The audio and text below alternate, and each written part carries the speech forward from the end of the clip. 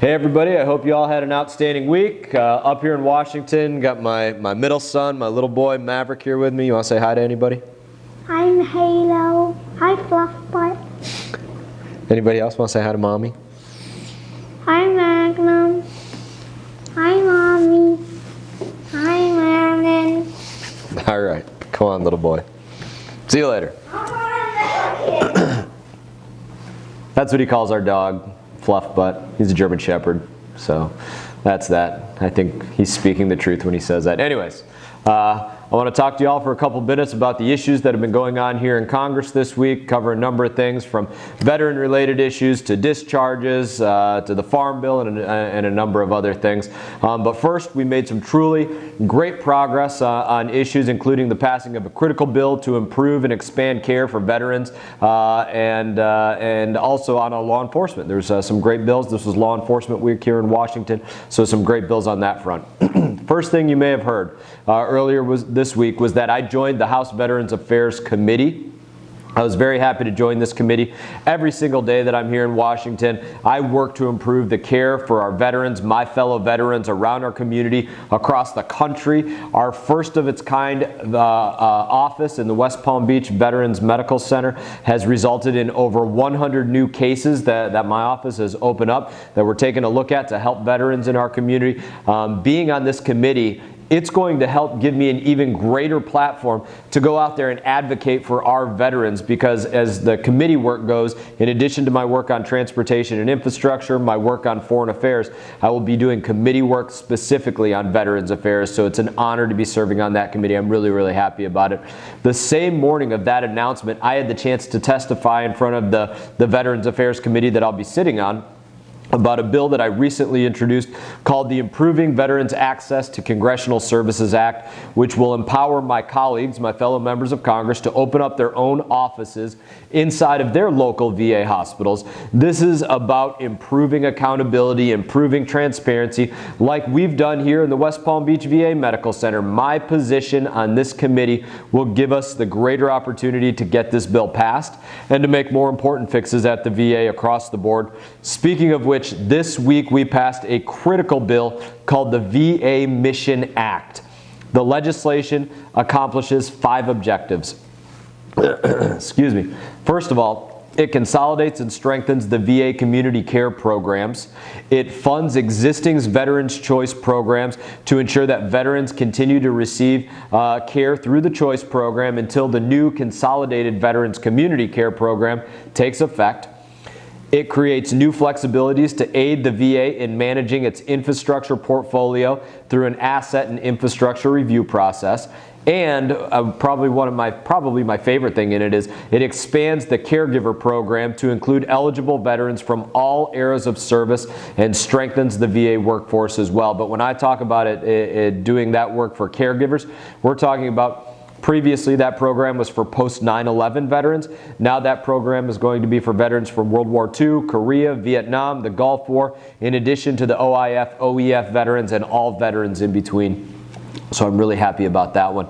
This legislation is great progress towards ensuring that veterans get more choice so that the high level of care that our veterans were promised when they put on a uniform in the first place in defense of our country becomes a reality for every veteran. Now, obviously, that fight to reform the VA and improve the care for veterans, it's far from over. That's why I met this week with Acting Secretary of the VA, Robert Wilkie. He was actually just nominated by the President to become the permanent Secretary of the VA. I've known him for some time, and I'm very hopeful for the future of the Department of Veterans Affairs and all the veterans that are served by the VA.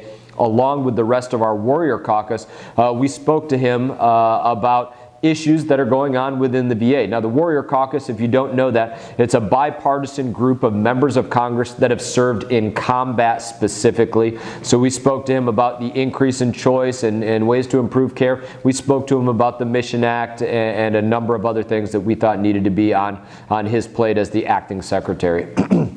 I also had an announcement this week with Congresswoman Tulsi Gabbard. She's a fellow veteran. She's a representative from Hawaii. And we spoke about what's going on with our bipartisan Bird Pits Accountability Act. I mentioned it last week. Burn pits could honestly be considered the Agent Orange of our generation unless we get on top of this right now. And I'm proud to announce that we've secured the support of numerous veteran service organizations. We're adding co-sponsors to the bill as we speak, continuing to raise awareness for this very serious issue and build support for this very important bill. If you want to know a little bit about burn pits as I've experienced them, I'll give you 2 quick stories in this way. So number one, when I was out working on a nightly basis, we would take over compounds, and sometimes we'd need something known as a speedball. That would be like a resupply, that's what we'd call it.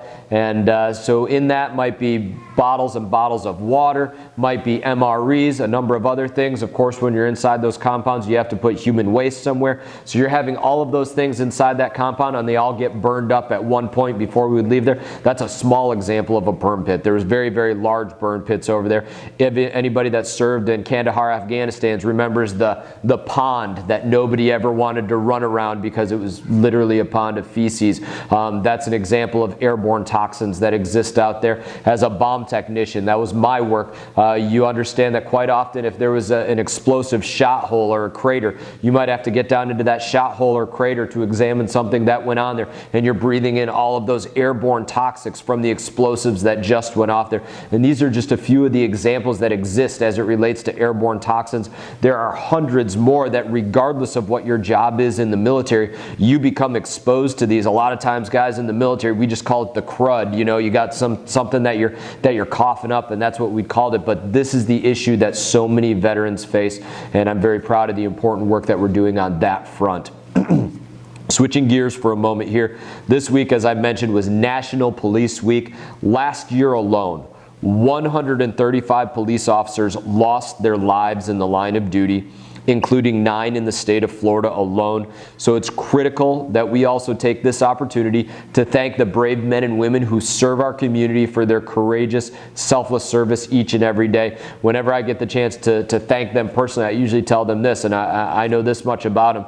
They don't put on body armor for no reason. They don't don a pistol on their hip for no reason. They do that because on any given moment, on any given day, those tools might have to serve their function. And those are the kind of people that go out there and serve us on a daily basis to protect us. I'm proud of those men and women, proud to have them as my friends, proud to have them as my neighbors, and I salute them for the work that they do, absolutely. So a big thank you to all of our law enforcement in our area. St. Lucie County Sheriff's Office, Martin County Sheriff's Office, Palm Beach County Sheriff's Office, the Fort Pierce, Port St. Lucie, Stewart, Sewell's Point, Tequesta, Jupiter, West Palm Beach Gardens, police departments, to everybody within each of those agencies. Thank you for the work that you do each and every day.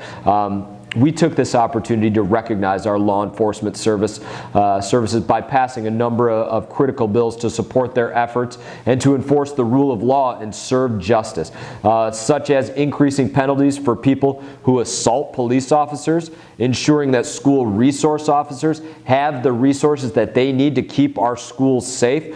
We very specifically see the need for that in not just what's gone on in schools in the state of Florida, but elsewhere. We're seeing develop as we speak what's gone on in Texas.